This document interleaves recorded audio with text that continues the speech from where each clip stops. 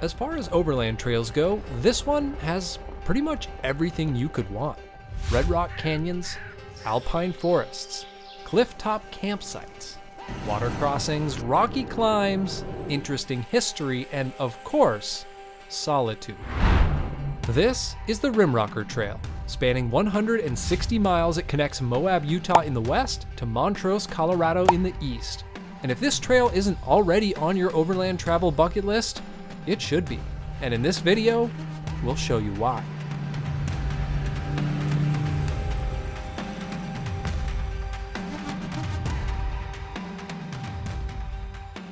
We are on our way to Colorado.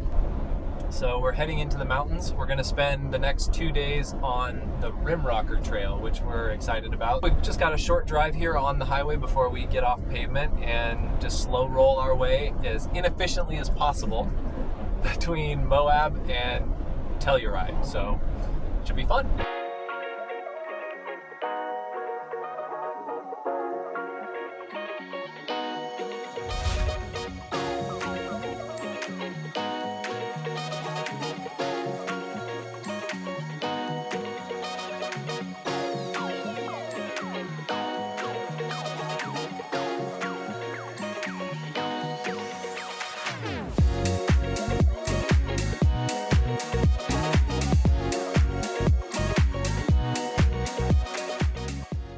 On its westernmost edge, the Rimrocker begins with a change in scenery. Leaving the red rock of Moab behind, the trail climbs into the 25-million-year-old La Salle mountain range, where the landscape quickly turns green and the trail winds its way through aspen forests and alpine meadows.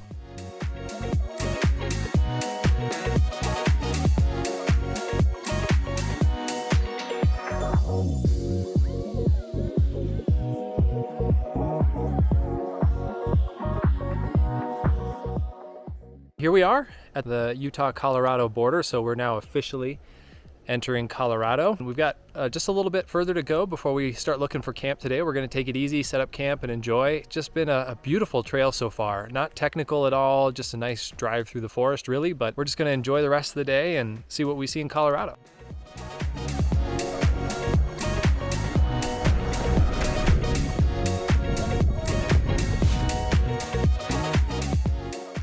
Well, we made it to camp for the night. Probably the earliest we've ever arrived at a campsite, but we came across this little spot with a pretty tremendous view. We're right on top of a ridge, so you can maybe see behind me there kind of the view that we're looking at. We just have 2 full days to do this trail, so it should be easy enough for us to get back out tomorrow. And so we're just gonna relax, soak in the views, and have a good evening.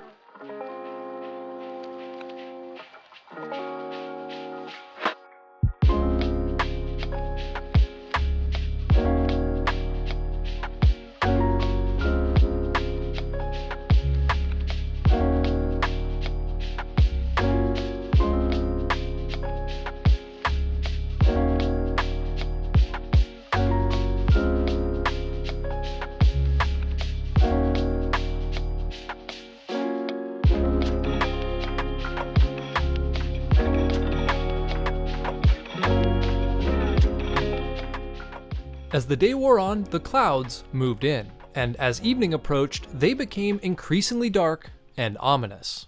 Until... we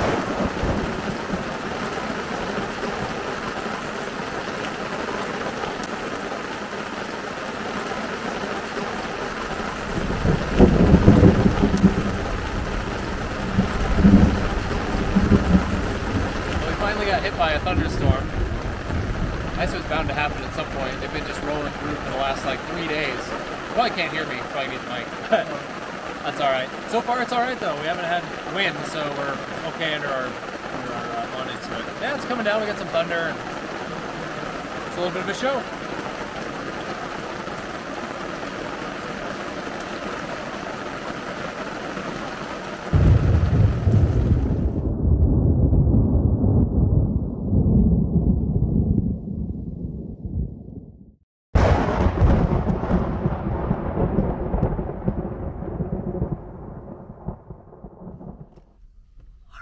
You want to give them an update?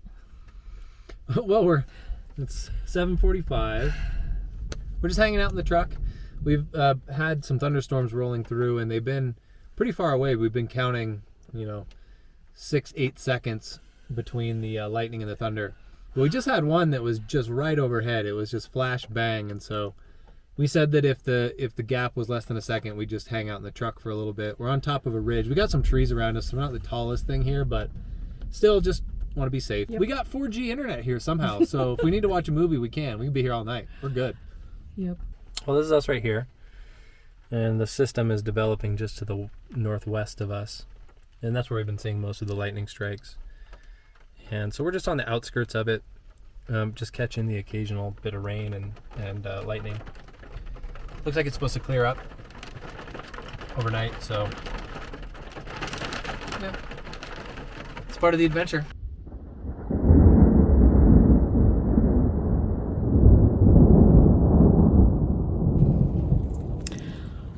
All right, quick update. The rain has stopped. This is what camp looks like currently. There's still some thunder and lightning, what seems to be quite a ways out.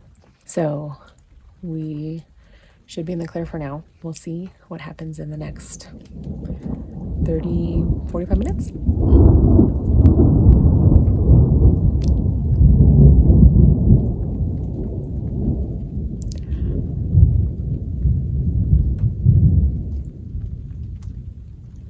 I've never heard thunder like that before. It's crazy.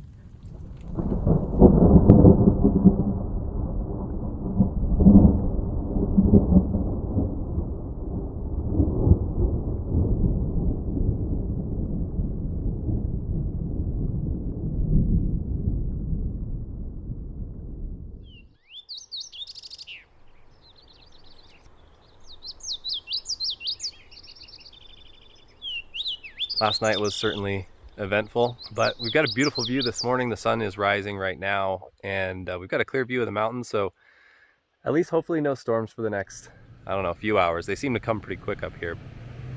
Back in the trucks, we rejoined the Rimrocker Trail and continued our journey east. And if you're new to this type of travel, you've probably found yourself wondering how to find and learn about trails like this one. After all, planning an extended trip into the backcountry can feel pretty daunting, so I think it's worth sharing the tool we use to help take the stress off route planning and trail navigation. And that tool is onX Off-Road. We use onX to plan every trip we go on, and the Rimrocker is no exception. As a guided trail on onX, you get super easy access to a ton of valuable information on this trail. You can look at the trail difficulty rating to get an idea of whether or not you're up for the challenge. For example, the Rimrocker is rated as a 3, which puts it right in the easy to moderate category. You can scope out scenery and trail conditions by looking at pictures, and for the most up-to-date intel, you can check out trail reports written by other people who have been on the trail recently. You can save 20% on an onX subscription by scanning the QR code on the screen or by using the link and discount code in the description.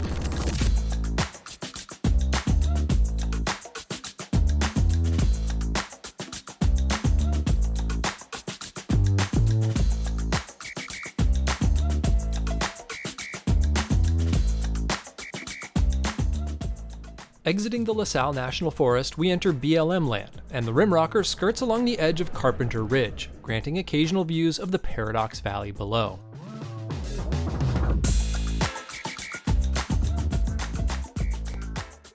A short while later, and we find ourselves descending the ridge, catching a glimpse of an interesting rock formation known as Biscuit Rock.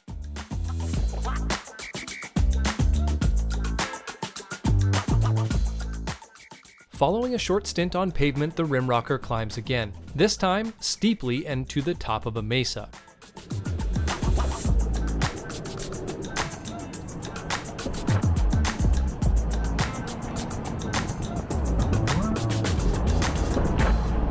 Driving along the mesa top, the area's mining past becomes quickly apparent, with ruins of old buildings and mining equipment scattered around almost everywhere you look. And after a few hours on the trail, this seemed like the perfect time to stop, stretch, and explore a bit.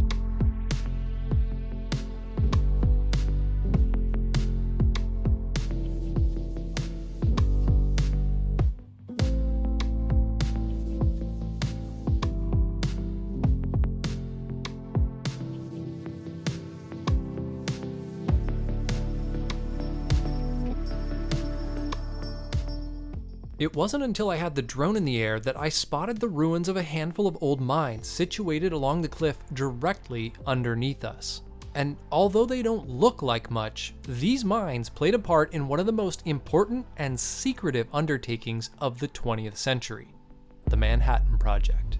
It was a top-secret World War II program aiming to beat Nazi Germany in the race to develop the first atomic bomb. The project employed 120,000 Americans, costing over $30 billion in today's money. To make the bombs required nearly 19 million pounds of uranium ore. The mining town of Yerevan, of which these mines were a part, was a key provider of that uranium, and it grew to over 400 workers and their families during the war. The uranium mined here, along with the work of thousands of scientists, helped put an incredibly destructive end to the Second World War. Yerevan itself was eventually evacuated and demolished in the 1980s after the federal government declared it was unsafe due to radioactivity. Today, all that's left are a handful of mine sites like these. It's also worth noting that the Rimrocker Trail is named after the miners who worked these mines, who were known as, well, rimrockers.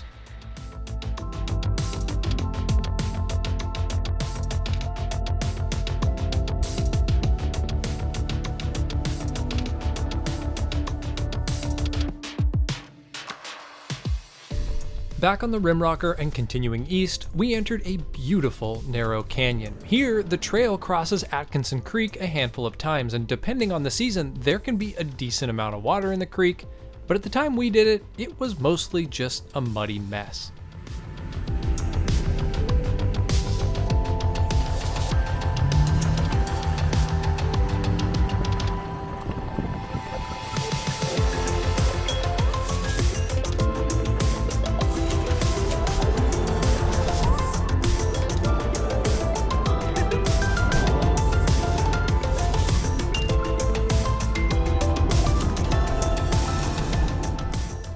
Speaking of water crossings, this is the Tabawatch Creek crossing, which can be over 2 feet deep at times throughout the year, making the trail impassable. The only challenge for us was not getting stuck in the deep, sticky mud.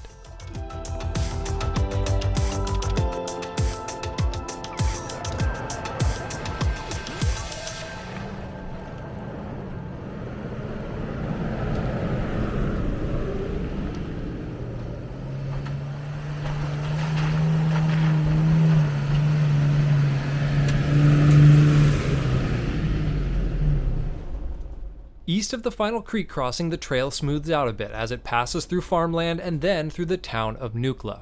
Soon after, though, we're back in a national forest. This time, it's the Uncompahgre National Forest, and here, the Rimrocker climbs to nearly 10,000 feet, with the landscape bearing a striking resemblance to what we'd expect to find in the Cascade Mountains of Washington.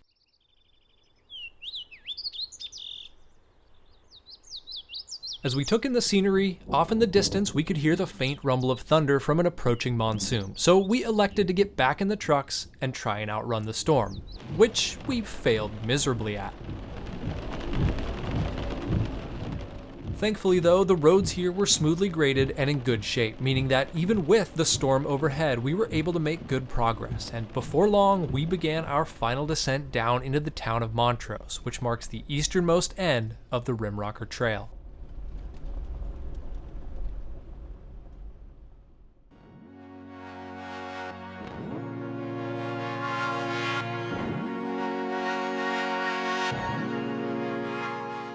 After 2 days and 160 miles, we completed the Rimrocker Trail and set up camp in the shadow of the Rocky Mountains.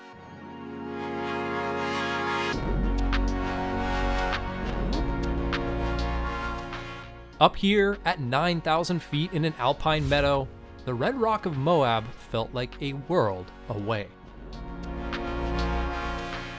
And this is why, at least in my opinion, the Rimrocker Trail should be on every overlander's list as a must-do trail. It is one of the most unique and spectacular trails in the United States, with contrasting landscapes unlike any other trail we've encountered.